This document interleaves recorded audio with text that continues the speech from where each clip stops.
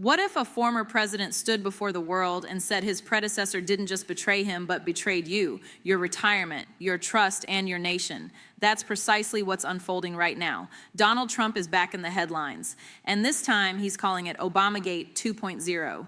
He says what he's uncovered inside Barack Obama's administration could be, quote, the greatest political crime in American history. Now, when I first heard that, I'll be honest, I thought, here we go again. Another round of political fireworks, right?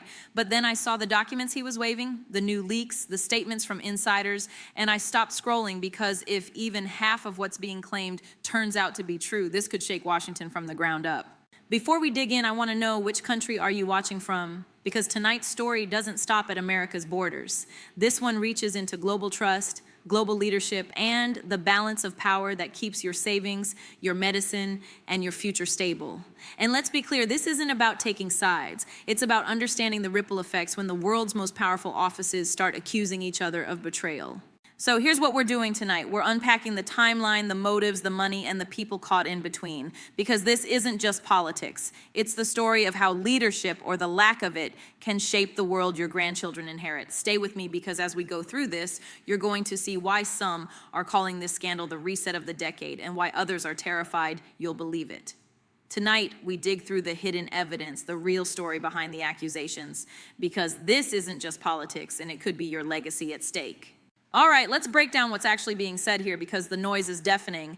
Donald Trump is claiming that key officials inside Barack Obama's administration, people who were supposed to protect national security, instead manipulated intelligence, spied on his campaign, and undermined his presidency before it even began. He's saying this wasn't just political rivalry, it was sabotage. In his own words, Trump called it the greatest political crime in American history. According to reports, he believes Obama-era intelligence leaders used classified surveillance tools meant for tracking terrorists to monitor his team during the 2016 transition. Now, this isn't brand new territory. We've heard whispers of unmasking before. That's when government officials reveal the identity of U.S. citizens in intelligence reports.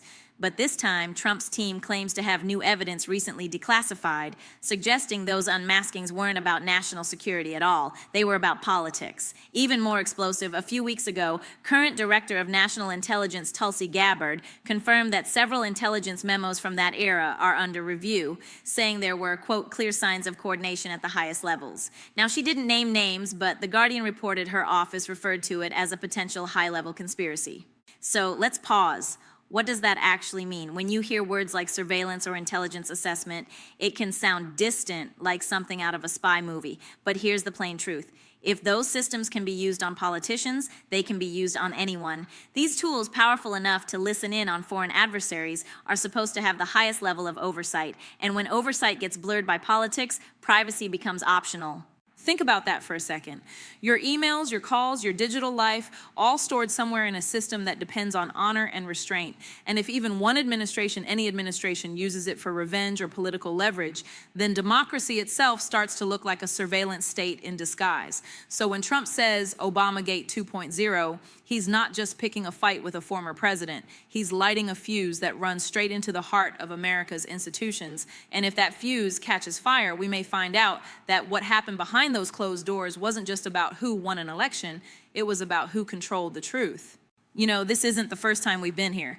Back in 2017, Trump made headlines claiming his campaign headquarters at Trump Tower was wiretapped by the Obama administration. The media called it paranoia. The intelligence community called it impossible. And then, quietly, bits and pieces of truth started leaking out. We learned that FISA warrants had been issued, that certain campaign officials were in fact under surveillance, and that somewhere along the line, someone blurred the line between national security and political advantage. Fast forward to now, and those old claims have come roaring back under a new name, Obamagate 2.0. Only this time, the allegations come wrapped in newly declassified memos, court filings, and statements from officials who were once silent. But let's be honest, America's been scarred by these kinds of battles before. Think back to Watergate, Nixon's shadow games that shattered public faith in the presidency, or the Iran-Contra affair when secrets turned into scandal and trust turned into outrage. Each time the story was the same. Powerful people convinced they were above accountability. And for many of you watching, it's exhausting. You've seen it play out again and again. Leaders pointing fingers, headlines flipping by, investigations that end in silence. You start to wonder if truth even means anything in Washington anymore.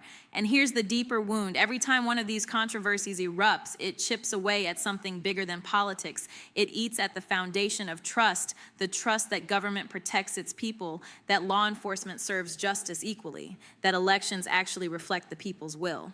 When the system breaks down, when investigations drag on, and no one's ever held accountable, it's not just a political failure, it's a personal one. Because trust isn't abstract, it's emotional. It's the feeling that your vote matters, your privacy matters, your country still belongs to you. So if you've ever sat there watching another scandal unfold and felt powerless, you're not alone. Millions of people, especially those who've lived through decades of these cycles, feel it too. That slow erosion of faith, that quiet suspicion that no matter who you elect, the system always protects itself. And maybe that's why this Obamagate 2.0 story hits differently, because whether it's real or exaggerated, one thing's certain: it's reopening the old wound of mistrust that America never fully healed. And if history's taught us anything, it's that when truth becomes optional, democracy becomes fragile.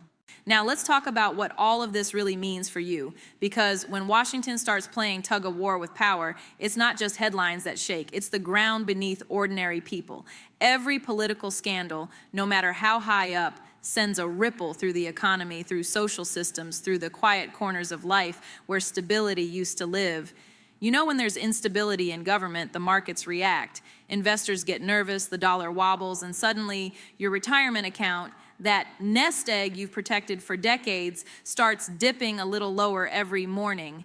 And that's not theory, it's math. When trust in leadership goes down, costs go up. Groceries, gas, interest rates, they all rise in the same breath.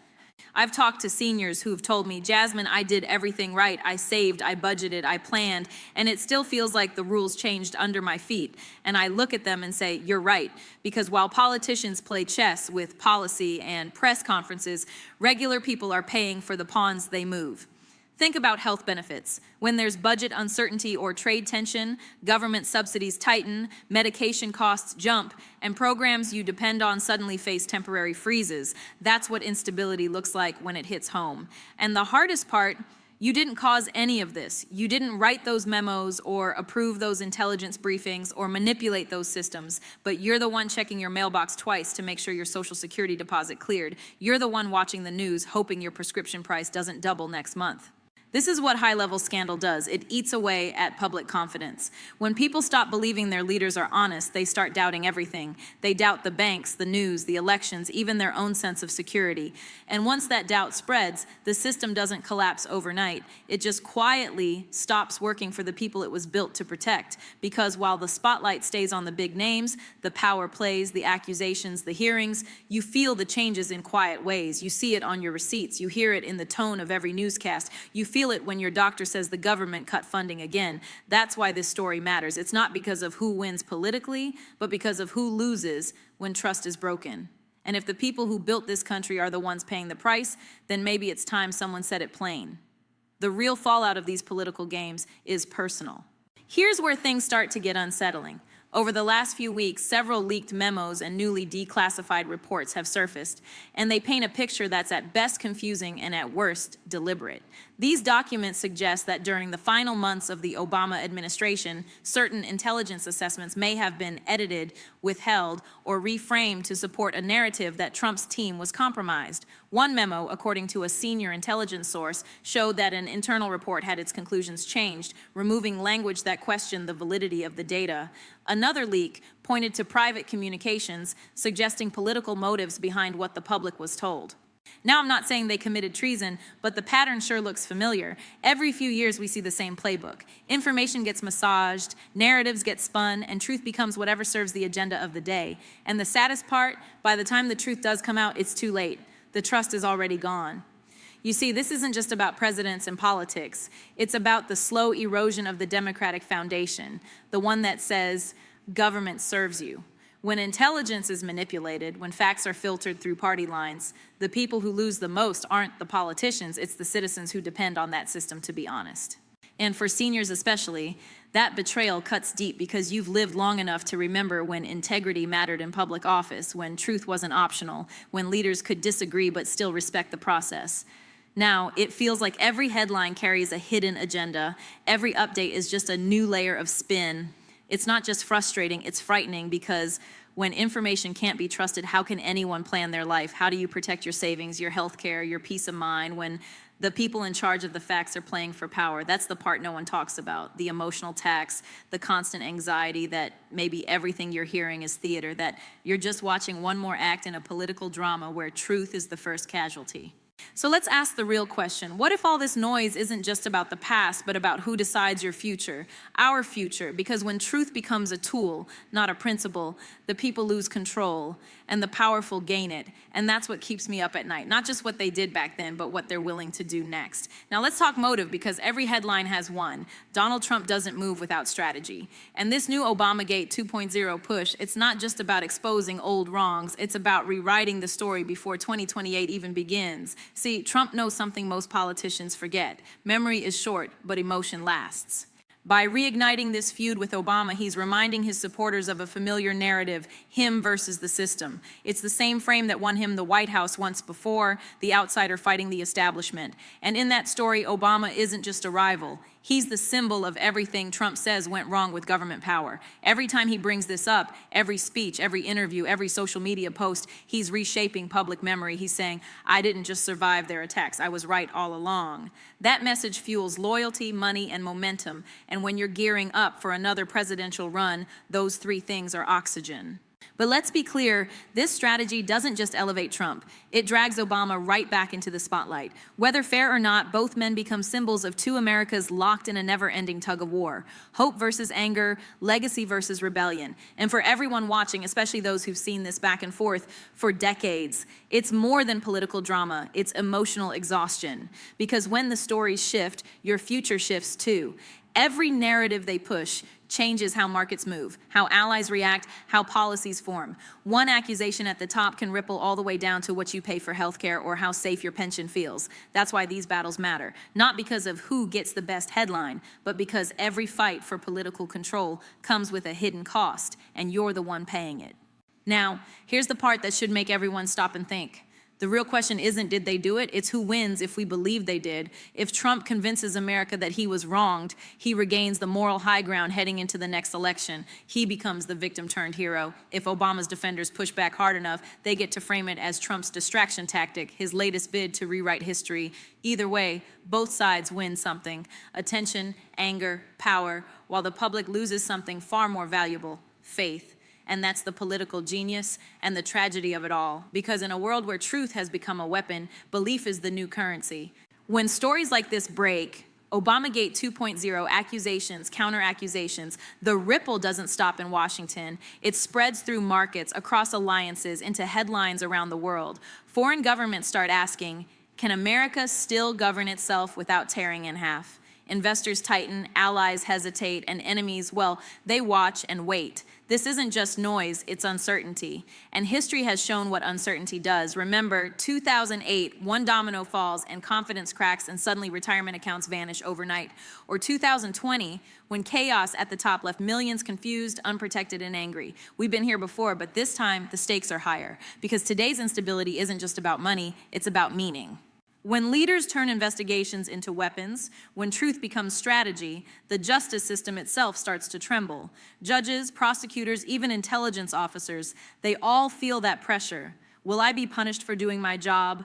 Will the next administration come after me? That fear doesn't just stay in DC, it trickles down into every institution that's supposed to protect you. Think about it. Your pension depends on stable markets. Your health care depends on functioning government systems. Your neighborhood safety depends on trust in law enforcement. When that trust cracks at the top, the shock travels down to the ground. And here's what many don't realize. The rest of the world takes cues from us. When America fights itself, global confidence falters, trade slows, investments shrink, currencies wobble. Countries like China, Russia, and Iran quietly capitalize on every headline that says U.S. government in chaos. Meanwhile, seniors, veterans, small business owners, the people who built the foundation of this country, feel the aftershocks in real life. Prices edge up, interest rates twist, benefits wobble. The news says it's temporary, but for those living on fixed incomes, temporary feels like forever. That's the global fallout no one talks about. Political scandals don't just stain reputations, they stain economies. And that's why, as exhausting as it sounds, this story matters, because when the people at the top gamble with credibility, the rest of us pay the bill. But we're not done, because while everyone's talking about what Trump said, there's something quietly unfolding behind closed doors that the media almost skipped. What's happening next could change how this entire story ends. So after everything we've unpacked tonight, the claims, the motives, the fallout, here's what I want you to take away. None of this is over. The documents we've seen so far, they're just the surface. More files are being declassified. More insiders are speaking out. And if history tells us anything, it's that the truth doesn't stay buried forever. Let's be clear, Trump's accusations are massive. Obama's legacy, intelligence credibility, even the future of our justice system, all on the line. But beyond the headlines, what really matters is you, because every political storm, every scandal, every sudden shift in national security has a price. And it's usually paid by ordinary citizens who just want stability. You've worked your whole life for peace of mind, and when governments weaponize secrets, that peace is what disappears first. So here's what you should watch for. Sudden changes in how the media frames this story. Quiet updates from the DOJ or FBI. A push for new transparency that might really be a distraction. Stay alert, not afraid, because this is how truth slips away. Not in a single lie, but in the slow erosion of trust. And I'll say this from the heart, you deserve to know what's really going on. You've seen headlines fade, you've seen the stories twist, and you've watched leaders blame each other while the truth gets lost in the noise. So don't tune out now. So the next wave of revelations could finally expose what's been hidden since the first Obamagate, or prove that it was never real at all. And if you think this story ends here, it doesn't. What I found next left even me speechless. It's right there on the left. Go watch it before it disappears. You built your life expecting stability, a country that rewards hard work, tells the truth, and protects what you've earned. Don't let this be the moment you lose faith in that promise, because the truth is scandals come and go, but your voice, your awareness, that's the real power.